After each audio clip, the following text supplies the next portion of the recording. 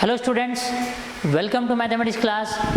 So in our previous session we have just started 11th chapter, that is trigonometry. I have told you the definition of trigonometry, from where the word trigonometry have been derived, and in trigonometry we are just discussing about right angle triangle, not about trigonometry itself represents a triangle's measurement, but specifically we are using only right angle triangle in this. Why? I have already told you the reason in the previous class, isn't it? And I have also said naming of the sides of the right angle triangles, how we will name. So let us do one more example. Okay, so if I have, so this thing, I'm just tilting this triangle. So here we have a right angle triangle, so let these points be x, y, and here we have z. So can anyone tell me where is the right angle? Right angle is at y. Very good. So right angle is at y. So this is 90 degree. Right angle is at y.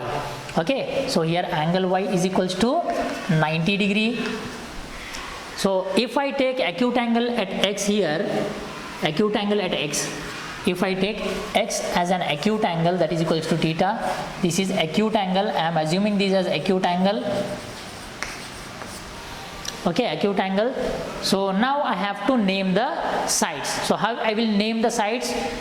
Okay, so this exactly opposite to 90 degree, the side which is exactly opposite to the 90 degree, largest side, it is called as hypotenuse side. Hypotenuse side. The side which is exactly opposite to acute angle is called opposite side,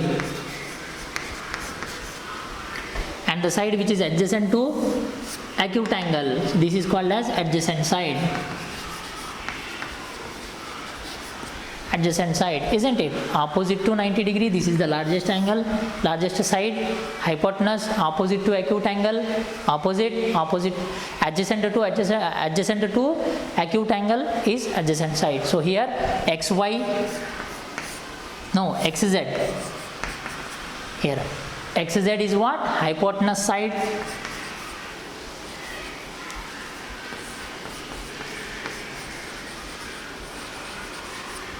Okay, and similarly yz is nothing but opposite side,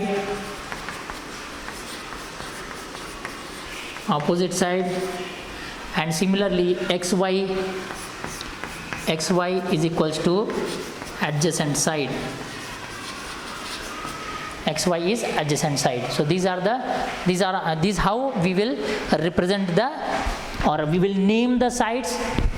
Okay, so opposite to 90 hypotenuse, opposite to acute, opposite side, and this is adjacent side. Now this is the thing what we have already discussed about. Now in this session we will be discussing about trigonometric ratios.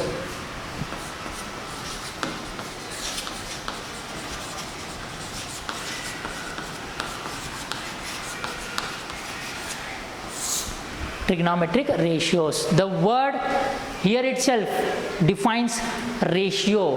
What is the ratio? What is the ratio? Dividing one by other, the part of sum, isn't it? Dividing one by other. We can divide here in totally 6 types. How? You can see, if I divide the sides, if I divide hypotenuse adjacent, if I come clockwise direction, hypotenuse adjacent I can divide, second part adjacent opposite I can divide, in third part I can divide opposite and hypotenuse. So in clockwise direction I can divide in 3 types, and if I comes in anti-clockwise direction, again I can divide 3 types: hypotenuse to opposite 1, opposite to adjacent 2, and adjacent to hypotenuse 3. So totally I will be getting 6 trigonometric ratios. What is the ratio? Dividing one side by another side. It is a trigonometric ratio. Okay, so totally how many types I can divide the sides in totally. If I come in clockwise direction, I can divide it in 3 types, and if I come in anti-clockwise direction, I can divide it in 3 types. Okay, so let me tell first type, that is opposite side is divided by, I am writing a short term, hypotenuse I am writing as HYP, opposite I am writing as OPP, and adjacent I am writing as ADJ. OPP opposite side, HYP hypotenuse side, ADJ adjacent side. So first I can divide opposite by hypotenuse side. Second term I can divide adjacent divided by hypotenuse. See here, opposite hypotenuse I can divide, adjacent hypotenuse I can divide opposite and adjacent also. Opposite divided by adjacent. These are the 3 types. And reverse 3 types, I can divide one more. Okay, if I reverse this is the clockwise direction. If I take, if I reverse this, it will become anti-clockwise direction. Hypotenuse divided by opposite. Here if I reverse this, hypotenuse divided by adjacent. If I take the inverse of this, okay, reciprocal of this, I can take adjacent side divided by opposite side. Okay, so totally these 6 types, if I take the sides, if I divide these sides, I can divide these sides clockwise direction 3, and in anti-clockwise direction we can divide that sides in 3 types. So totally clockwise directions, in clockwise direction we can divide in 3 types, anti-clockwise directions we can divide in 3 types. So totally 3 plus 3 we can divide the sides in a form of 6 types. Okay, so we are just naming these as trigonometric trigonometric terms. Okay, we are just giving the names for these ratios. So first ratio, if opposite side is divided by hypotenuse side, we will name that as sine. Okay, sine theta. Okay, if we divide opposite hypotenuse, okay, if we divide opposite side to, if we find the ratio of opposite to hypotenuse, then we will name that in a form of sine. We will name that in a form of sine. Okay, if we divide adjacent, if we find the ratio to adjacent to hypotenuse, ratio of adjacent to hypotenuse, then we will write this as cosine.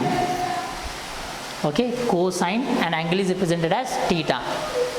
Okay, if I find the ratio of opposite to adjacent, then I will write as tangent. I will give this name as tangent theta. Okay, tangent theta. Okay, close it. Close it.